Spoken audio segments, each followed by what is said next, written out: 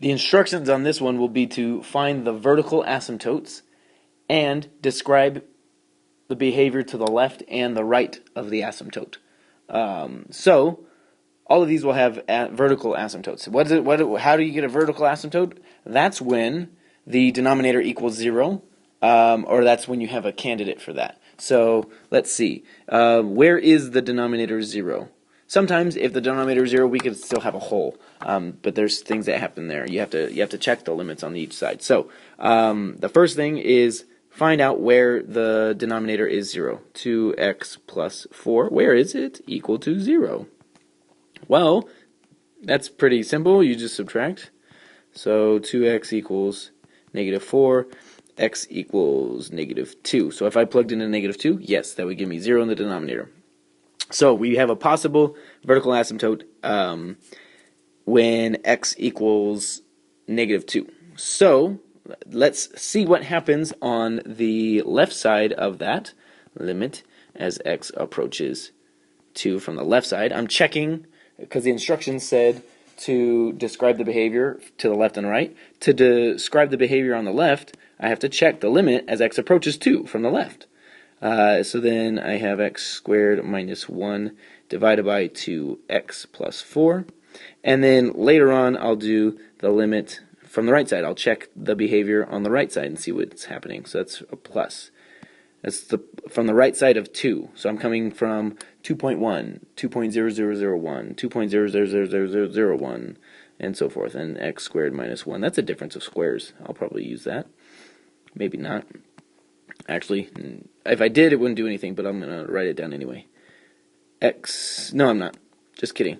One of the things that I could do, is just direct substitution, right? But then I get a 0 in the denominator.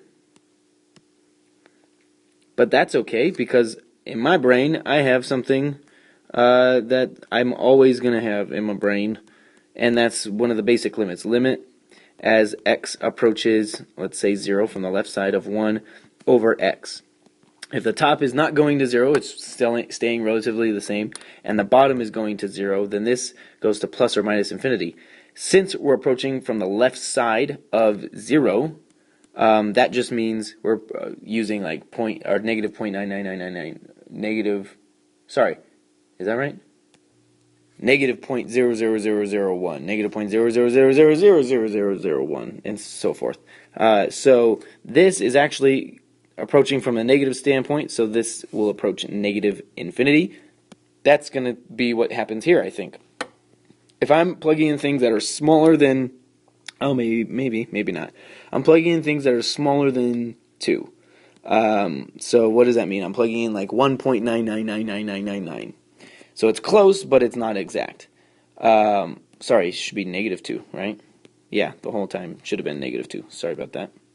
This should be negative 2. Otherwise, we wouldn't have a problem. So I'm plugging in something that's, what's smaller than negative 2? Negative 2.1.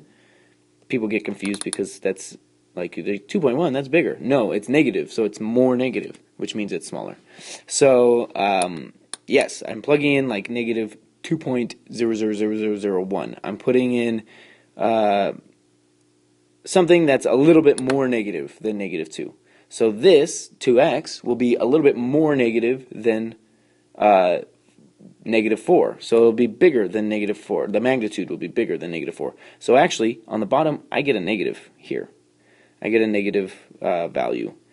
And then in the top, it just gets squared.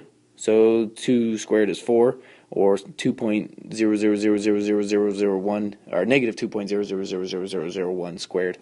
Minus 1, that's going to be a positive, so it'll be a positive in the top. This is going to 0. This is not, so that means I approach negative infinity. So it says describe what's happening on the either side of the asymptote. On the left side, f of x approaches negative infinity. And on the right side, so I'm plugging in something like negative 1.9999999, something slightly larger than negative 2.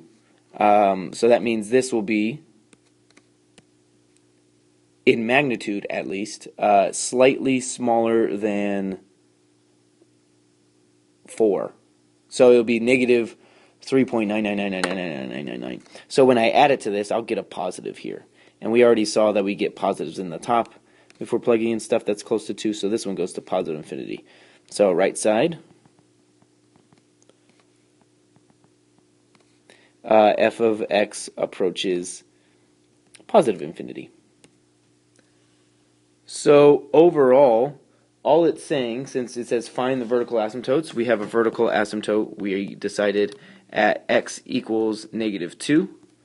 And on the left side of that, we're approaching negative infinity. On the right side of that, we're approaching positive infinity. If we were to graph this, we would see that in our graph. It would look something like that, maybe. But there you go. So what do? You see where the denominator is equal to 0, and then you take the limits on either side of that x value. So we found this x equals negative 2, and that was telling us, oh, maybe we have a vertical asymptote there. And since we got negative or positive infinity here or here, then that meant we had a vertical asymptote. If we had just a number, like it was 2 here, no, let's do a different number. If it was 7 there and 7 there, what would that look like on our graph? Well, at negative 2, we would approach all the way up to 3, 4, 5, 6, 7. Whoops. And so here's, that's not necessarily an asymptote, but if both sides, on the left side I approached 7, and on the right side I approached 7, but when I plugged in 7, I got 0, that means there would be a hole there. So if we have something that's approaching a finite number on both sides, and it makes a 0 in the denominator with that x value, then I have a removable discontinuity, a hole. And no vertical asymptotes.